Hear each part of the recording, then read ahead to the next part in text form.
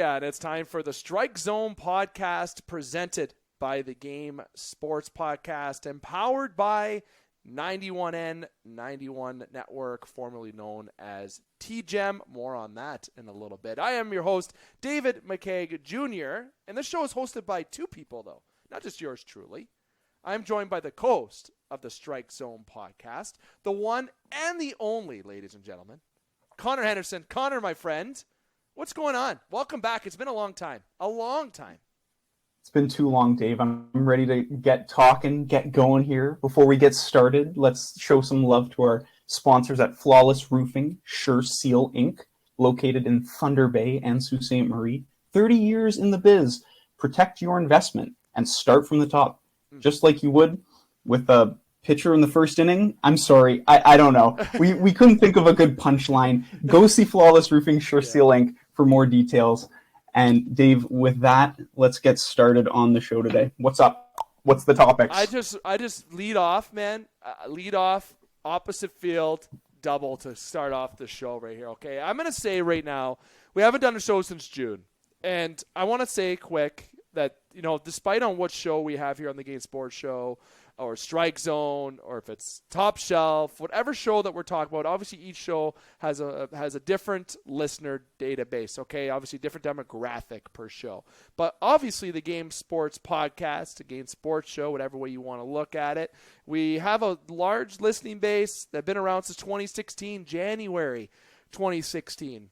And since January 2016, there's been always frequent uploads all the time. And obviously since the winter until now, there has been sporadic uploads. So we apologize to our listeners. There's been a lot going on with the show, a lot with schedules. There's been obviously a name change with 91N and TGEM. There's been things going on. So obviously we have this great content all the time. Make sure you check out the 91N and TGEM YouTube channel for video podcasts of the Game Sports Show podcast and all shows that are presented by the Game Sports Show, such as Strike Zone, and also the other individuals that are part of that platform, such as Bitter Rivals. You got the Average Jocks. They're great.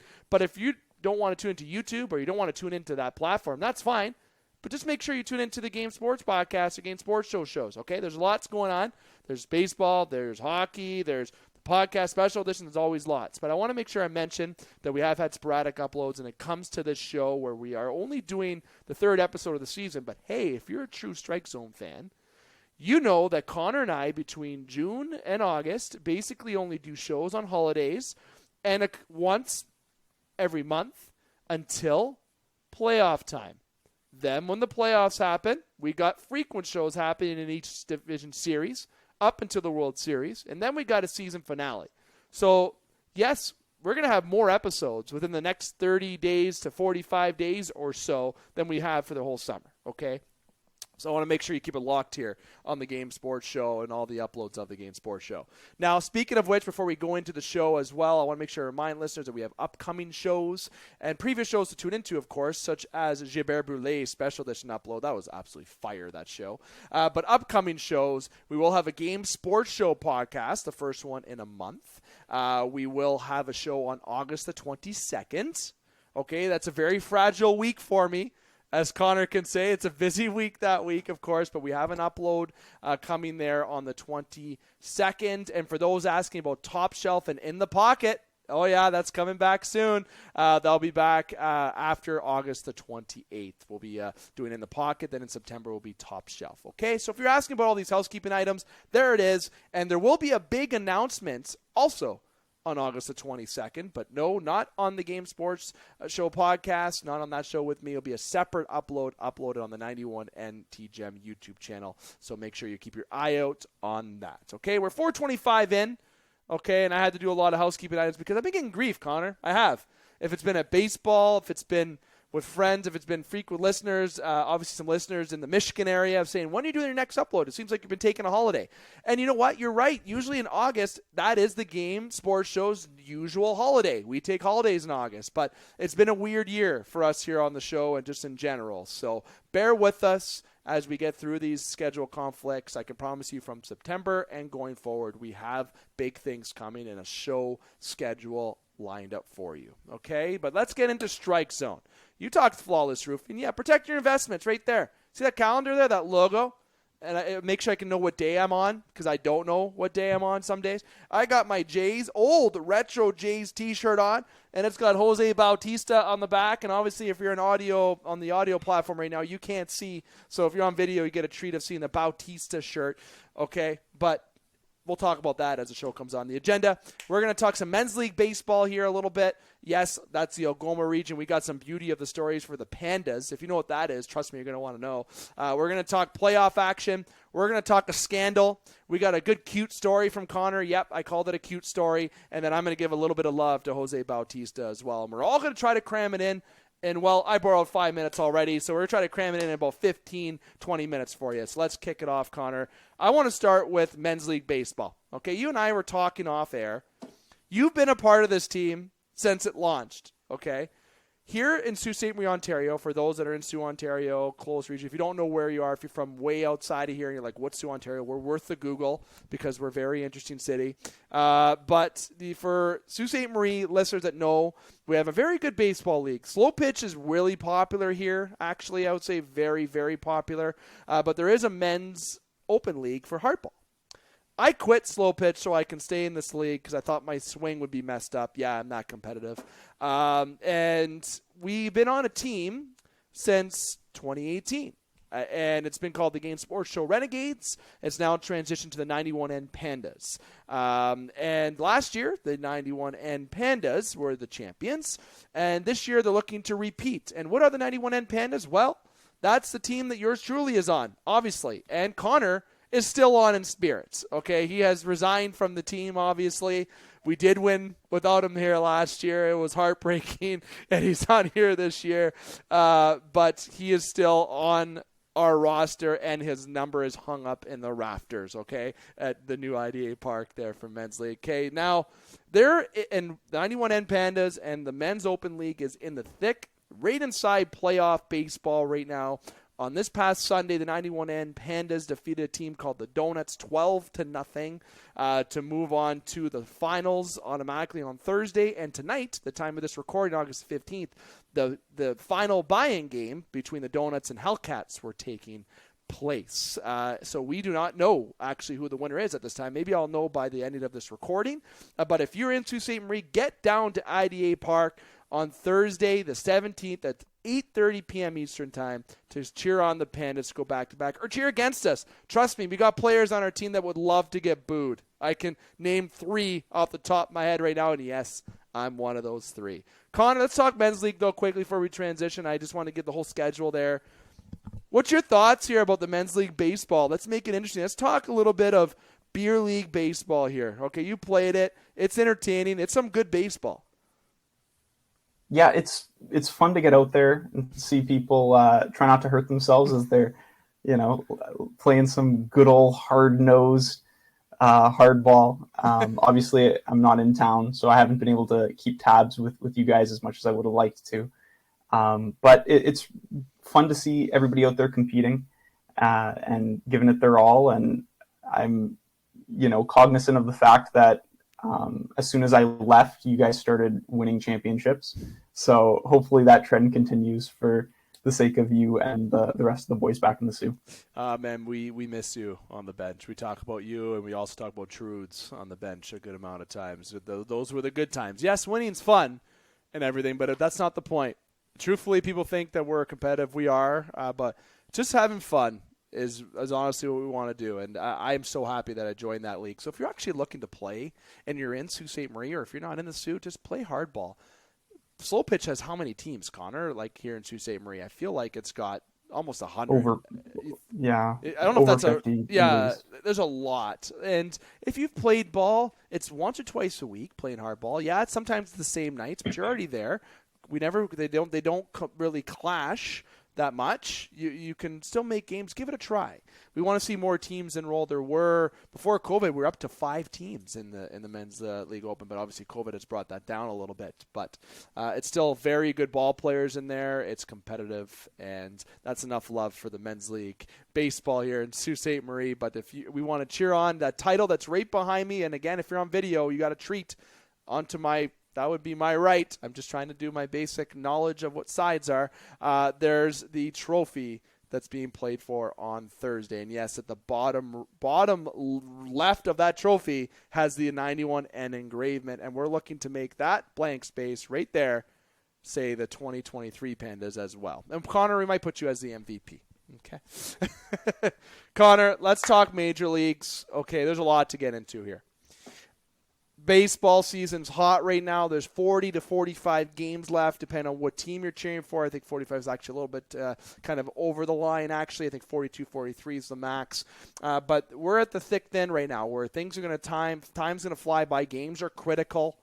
All right. And yes, we'll talk about the Jays in a little bit, but there's other teams that are hot. There's other teams that are battling. There's other teams that are surprised. Giving you the floor here with this segment on what are we looking at here for the playoff picture? Who's your surprise? What are we here to expect for the next 40 to 42 games? Well, there's two things that I'd like to touch on. First, if you look at the AL East, obviously it goes Orioles, Rays, Blue Jays, Red Sox, Yankees. In most other years, you could take that division and flip it upside down, and it would make more sense than the way it looks right now. But it's great to see those smaller market teams like Baltimore and the Rays show that, just because you don't have the biggest payroll in the league, you can still be quite competitive if you build a team properly. The second division that catches my eye is the AL West, where you have the Texas Rangers in the lead, followed closely behind by the Houston Astros. And the fun story there is each of them have just executed trades at the trade deadline for two former Tigers stud pitchers, the Texas Rangers acquiring Max Scherzer, and the Houston Astros recouping Justin Verlander to bolster their runs at the playoffs. That's a fun little competitive division. If I had to choose one, I'd keep my eyes out on that. Now, what about the Angels? You bring up the Angels, and this talk is Shohei Ohtani, and the way I look at it is you got Mike Trout and Shohei. It's like owning two Lamborghinis and you live in a shack. That's run down. And I'm sorry to chirp the Angels with that. Maybe that's really rude. I don't know. I don't care, to be honest. Speaking full disclosure on that. And I really think that the Angels were foolish at the deadline. I know we don't really want to talk too much deadline because it was a couple weeks back, but they bought at the deadline. And this may be the other sport in me, Connor, but and I'm not mentioning that other sport's name. I said that I'm not going to do it, but I believe in asset management, and I know there's going to be a lot of fans of other sports like, okay, that doesn't work in baseball. It's different. I disagree. I don't think Shohei's re-signing with the Angels, Connor. I really don't think he is. If he does, I'd be surprised. Do I think he's going to Toronto? No. Does Toronto have a chance? I think they would. I'm sorry. I think because of the city and the diversity in the city, I think he'd be interested in that. I really think he would be, but no. California is going to be calling, right? You're going to have LA, the Giants, the Dodgers, not the Angels. You have the Dodgers, the Giants, the Yankees might come calling because, their wallets are deep as the Marianas Trench. I really feel that the Angels buying what they did at the deadline, they did make some moves to bring in players. They're fourth in that division. They're 12.5 back of the division. The wild card, they're not close whatsoever. They're basically the same distance to a degree. They're not making it to the playoffs. They should have traded Ohtani. How do you make that trade? I don't know. It's almost like trading a Connor McDavid. It's almost like trading a LeBron James in his prime. Those are the examples that you would use. But asset management, imagine the assets they could have brought in to really recoup some of that prospect system and move some of the people out and kind of reset. But the Angels didn't want to face that, Connor, and that was a stupid decision. I think it was a spicy decision, yeah. It makes me wonder if that was more of a show to Shohei and his camp that they're looking to be competitive now. So by going out and getting Lucas Giolito, who's a 29-year-old in his prime stud, he's got the stuff to be a frontline starter. Maybe you're signaling at the start of next year we'll make a run for it. I guess that's the most charitable way to look at that trade deadline. As for Shohei's value, if we're on be a GM mode, or if you had your hands on the wheel, it probably does make sense to move him because I mean, you're fourth in your division. I mean, you're praying for a wild card spot and then trying to take it from there. But the fact that they went for it, I appreciate that they're at least trying to make the effort. Yeah. Let's hope that there's more to it than just that, though. Let me give you a little hint. I talked about this on a previous separate show. Let me start a rumor. I know we've talked Giants. I know we've talked Dodgers, maybe the Angels, the Yankees. I threw the Jays out there because just fun. Mariners. He has a vacation home in Seattle. Just saying. Shohei in Seattle. Don't want to say it. It pains me. Same division, too, as the Angels. That would be hilarious. And I'm a Jays fan. It would suck to see because Seattle's got Julio. God, he's a stud, too, eh? Like, the guy's a stud, Julio. But okay. But I'm going to start the rumor right now. Shohei to Seattle. That's my prediction. Let's talk NL, though, Connor, quickly. The NL is a little – I'm a little bit interested in the NL Central. I'm the Brewers, Cubs, Reds. Dela Cruz thinks he's faster than Usain Bolt. Okay, all the power to you. But, the Cardinals is another team that didn't get too busy in the trade deadline in terms of, Hicks and DeYoung were gone, but there's some bigger names that weren't moved from that team. And know which one I'm saying. He plays third base, and he's a legend already, and he's still at a prime of his career, probably the best third baseman in baseball, if not the best. Then you got the NL West, and the Dodgers are running away with it right now, right, as expected. And my little guilty pleasure team, the Padres, it is so disappointing. Every year for 4 years I've been saying this team's going to do it. They're going to make the playoffs. They're going to make a run. Oh, my. They're not making no playoffs. Pack it in. Just play the minor league guys the rest of the year, it almost seems like, from this point. But the NL is interesting, Connor. Yeah. I mean, it typically is, especially the NL West. I've always had a lot of fun with that division. But this year, as most years roll around, you've got the Braves and the Dodgers as kind of like the two big dogs in that division. Yeah. I mean, you can almost never count out the Dodgers, and the Braves have just top to bottom made their team both on the front end and their whole development system on the back end just completely, it flows. It just flows the way that they've been able to develop their system and that use their assets, as you would put it. It's so good, man, that team. It's good. The Mets are a disappointment this year. Fans aren't happy. There's been a lot of interesting storylines this year. But quickly, before we go to the next topic, because I don't want to use too much of the extra time that we usually break, but the Blue Jays, they're in a tough division. All right, obviously there's pretty tough divisions, but I think the Orioles have been probably the most exciting team to watch in baseball. You got Gunnar Henderson. Is that your cousin by chance, Connor? I wish. You got a very exciting team there, right? And they bring in, I like the Jack Flaherty bring in at the deadline. I think that's good. I know I was just chirping the Cardinals. I'm not making moves. They did. I was surprised they didn't move one. But back to my point, the Orioles are exciting to watch. I watched them play against the Jays on TV, not live, but the only reason why Jays won one game in that series was because a pitcher went in from the Orioles and hit batters and walked batters and had one bad inning. The rest of that series, the Orioles owned it. It's scary to think that this team might be the team that can come out of the AL this year. I'm serious. This could, if I'm looking at other teams, Texas is good. Obviously Tampa, Toronto. I think Toronto, the AL East, whoever you play is going to be tough. But the Orioles are looking good. They're exciting to watch. And I'm sure you agree, Connor. They're good this year. Wait till there are more guys. They got more guys. Jackson Holiday. They got Colton Cowser, I believe. Stores. They got Heston Kjerstad as well in the minors. This team is going to be sick. This team will win a World Series in the next 5 years, if not 2, if they keep playing the way that they're doing. Yeah, they're strong. It's always tough with the smaller markets because they kind of have to load up. It's hard to be sustainably good year after year, but yeah. I mean, this year is as good as any for them to just let it ride. Now, what I'll say quickly about the Jays, I feel like their record against their own division is their problem. Against the rest of the league, they're hot. They're well over 40 wins, under 25 losses against the rest of the league.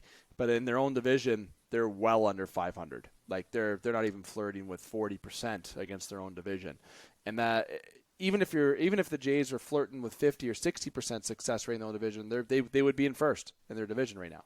But they're not. They're not winning the important games. They didn't win for the first 7 games against the Red Sox. They love playing at Fenway, though.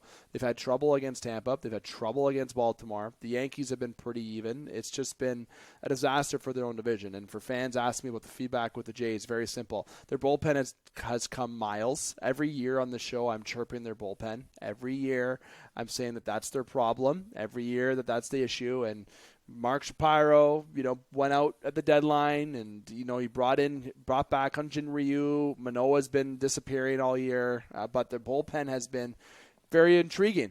Swanson, Romano came back tonight, and obviously had the save against the Phillies tonight. But you also have Jordan Hicks. You bring in Tim Mays has been a pleasant surprise. Trevor Richards has been a surprise. Kikuchi's had he's been the best player since the All-Star break, the best pitcher. It's wild.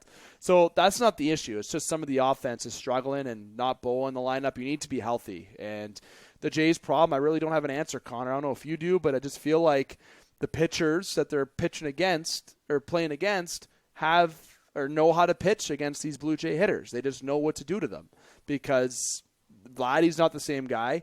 He isn't. Bo's good. Bo has been consistent. George had a very big 0 for 36 rough spell. I just feel like the offense hasn't lived up to the expectations. I don't know if you agree, though. No, I would. And in that division, you have to play at the top of your game if you're going to be competitive. It's too deep of a field. Yeah. If you're not winning interdivisional games, then it's really hard. If you're not taking wins away from the teams that you're directly fighting in a standing spot for, then it's really tough to make up any solid ground on those teams that are ahead of you in the standings. 100%. Okay, let's get to the other topics here. We'll transition to your cute story.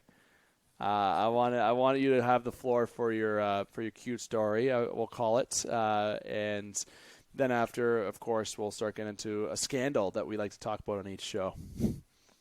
Okay, so I'll make this brief. We're going to send some love over to the broadcast booth in Detroit. Recently passed away was a legendary radio broadcaster, one of the heart and soul of the Tigers broadcast, Jim Price, who had been doing the radio shows with them for decades now. He was a former player, a former catcher for the Tigers, and he was notorious for having funny quotes. Whenever the umpire would give the Tigers a call, he'd always slip in a good call, like on the broadcast, shamelessly biased in favor of the Tigers. A great and warm soul on the mic. And he passed away. My dad and I used to listen to him all the time with his co-host Dan Dickerson. When I was growing up, traveling through Michigan for all sorts of our baseball trips, they'd always be playing, whether it's a 7 p.m. weekday game or 1 o'clock on a Sunday. You could listen to Dan Dickerson and Jim Price talking about the Tigers, and it's sad to see Jim Price go.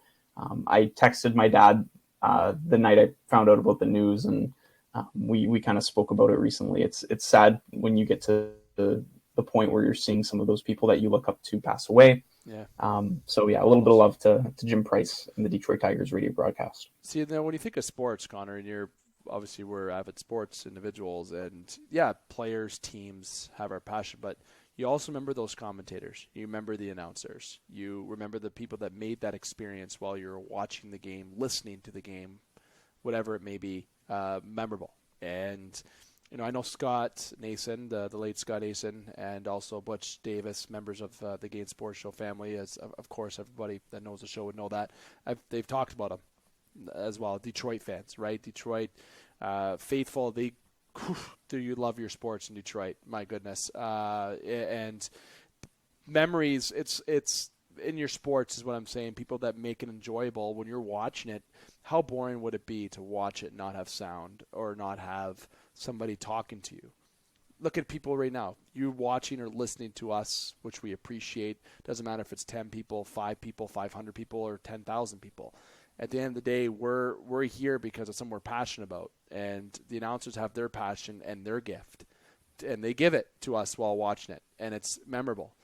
Joe Bowen, who's a friend of the show, James Cebulski is also a friend of the show, believe it or not, and spoiler for a future guest on the special edition show. Rod Black, James Duthie, guys that have been behind the bench or behind the front of the camera, or behind the microphone. They make that experience just as good as the game is. Yeah, the game gives you that excitement, that Jose Bautista bat flip, the Crosby golden goal, or hitting that Kawhi Leonard hitting that game the shot against the Sixers, right? It's those moments that the announcers are going insane, and what led you to have that excitement. You're hearing the announcers going, and they make the game more fun. So hats off to those who provide that entertainment. And yeah, I'm giving us a hats off because we are in that business, but we're not at that level, obviously. But the memories that they give are just as much as memorable as the sport and the game that's being played. Call me crazy, but it's true.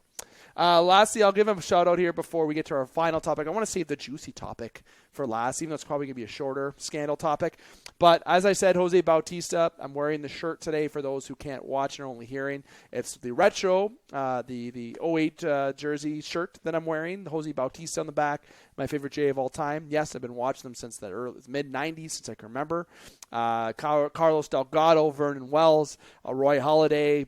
There's other guys that are there, but number one for me has always been Jose, especially after his first year there we started getting success. It really captivated my attention to baseball even more, and one of my favorite moments in sports, the bat flip. It brought so much excitement, and he stapled his name, rightfully so, retired a J, one-day contract, level of excellence at the Rogers Center, well-deserved.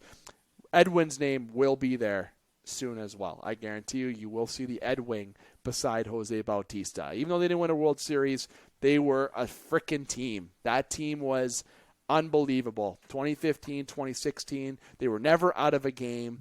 They provided so much entertainment. They just ran into so many hot bullpen arms between the Royals and the Guardians. The Guardians. I'm going to keep it the Guardians.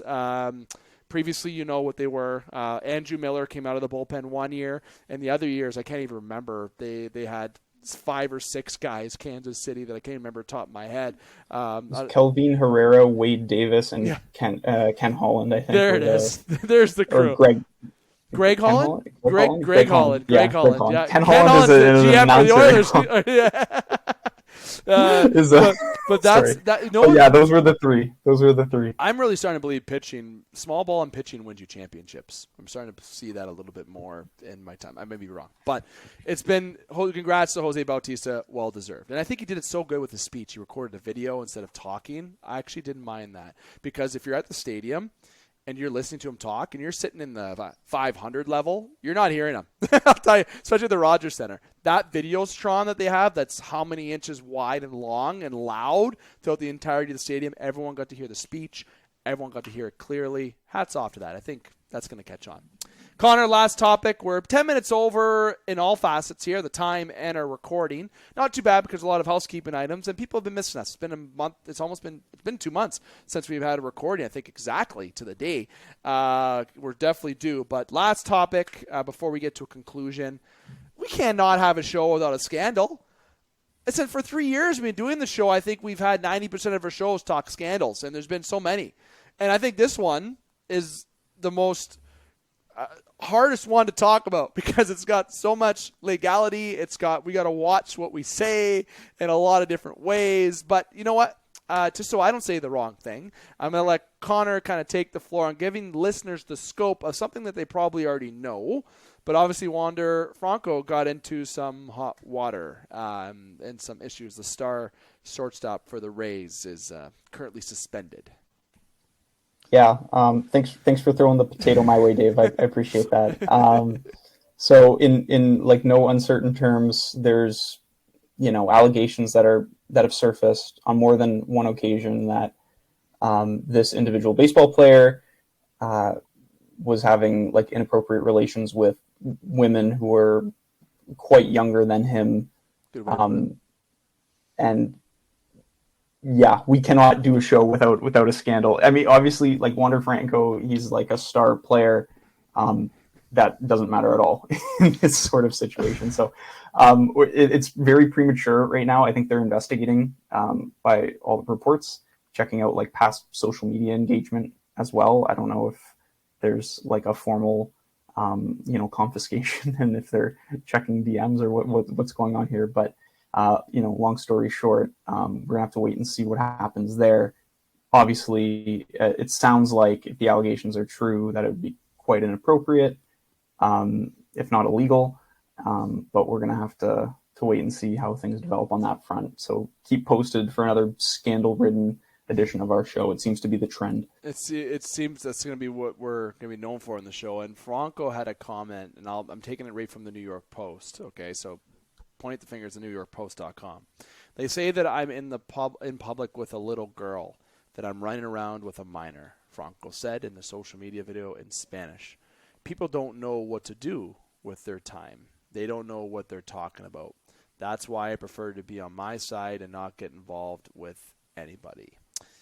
That is his feedback, and apparently there is video. Apparently there is social media messages. Apparently there is this. Apparently there is that. Listen, you don't want to point fingers at someone because it just kind of tarnishes their reputation, right? You don't want to do that at all until you know things are true. Even if it was true, I probably wouldn't sit here and destroy Wander Franco. I would say that you're a sick individual, right? But at the end of the day, it's not true, nor is it been proven true, or proven false, right? So we need to sit back as the investigation occurs. And for those that are chirping them on media for clicks or just being what they want because you get paid for it, so be it. We're not going to give you that on the show. Obviously, you're innocent until proven guilty. Obviously, it doesn't look good. It doesn't. It doesn't look good at all. And if it is true, it's very inappropriate. But we shouldn't be tarnishing someone's reputation or image because of something that's been has allegations right now. Obviously, the complaints have come forward are serious, and they're from people that are minors, females that are minors. And nowadays, Connor, if you've done it on social media, if you've done it, nothing's deleted. Nothing. It will get found by the right organization, and there will be more details, I'm sure, by the time we do another upload of Strike Zone. Yeah, I agree. I think it's best to just leave it at that, not really load anything here. Let's wait and let the investigation play out, and then if there's anything more to touch on, we can always do that in the future. 100%. Good answer. Well said. Now, Connor, it's a little politician answer there for you. I love it. Connor, before I get to the wrap-up, I want to give you the floor on any final thoughts that you have. I know usually in each segment I do a final thoughts when I'm hosting. I don't want to do a final thoughts today. People hear my final thoughts enough and they probably mute it at that point. People want to hear your final thoughts. Do you have anything you want to bring forward on the floor that we may have forgotten that I mentioned we'd talk about or that you want to say in general? I don't, I think we actually hit everything on the agenda. I'm proud of us. We're back in business. And as you mentioned, the shows are going to ramp up. If my final thought is, and I don't know if this is like privy or not, but I just want to say a big old congratulations to Dave McCaig Jr. here. We're getting excited and ready to party soon. And celebrate you and your life, and I can't wait to see you soon. And I'll be coming back to the zoo to give you a big old hug. Oh, so I can't wait. I can't wait for that hug. We may have to do a fun 20-second Instagram upload with the Game Sports show table that's been arranged. If anyone's wondering what Connor's talking about, yes, I'm getting married, not this weekend, next weekend. And heck, it's even my birthday this upcoming Monday. So next week is going to be a very, very fun week for me. Someone is marrying me. She's the best thing that ever happened to me, and I'm not going to get too corny on a show because I just can't do that. But I will say I'm a lucky guy, and next weekend I will be partying with members of the show and close friends and family, so I appreciate that.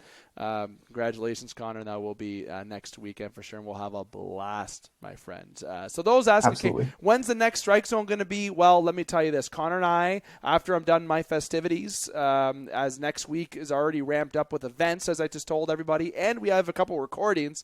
Don't know how I'm going to fit that in, but we're going to make it work. We will not have a Strike Zone upload until at least after the 28th. I'm kind of probably gearing us to be another holiday upload, maybe towards Labor Day.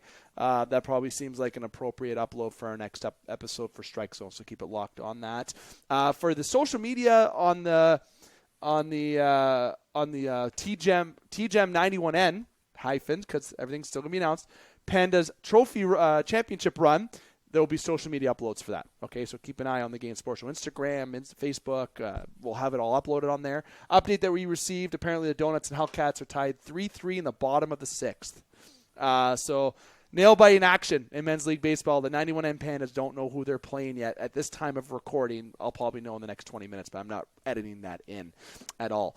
For one thing I did forget to give a shout-out to is the local baseball as well. The under-18 teams are going to the OBAs in the next couple weekends. They'll probably have one of the better teams. Connor, I don't know if you want to kind of get some love. I know you got a friend that coached there, obviously a legend in the Sioux for baseball, much like yourself. But if you want to give about 15, 20 seconds, I'll give you that little update there.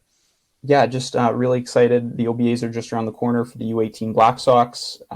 They've got a great group this year, a very experienced coaching staff with coaching legend Mike LaBelle at the helm. And a lot of support alongside him. And the team's super deep. They got some great rookies and some experienced vets. This is the best team they've probably had in 15 years. So it'll be exciting to see how they do. And I'm rooting for the best for them.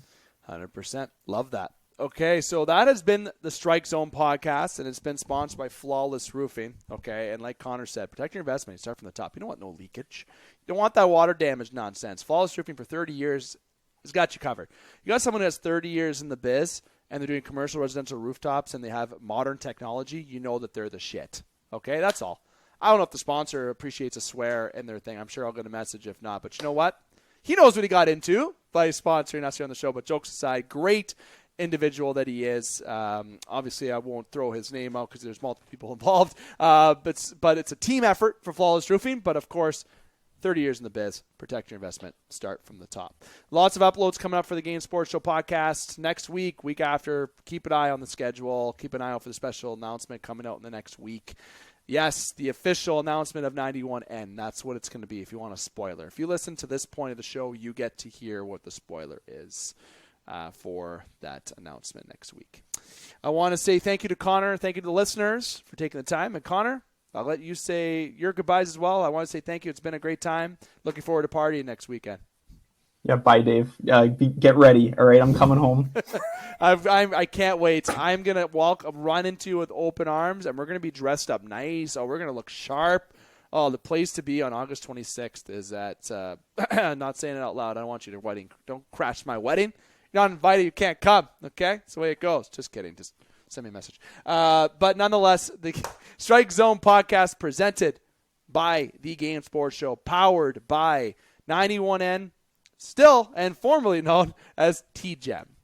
I'm here to remind you, keep your stick on the ice, swing your bats, catch your touchdowns, drain your threes, and shoot your shots.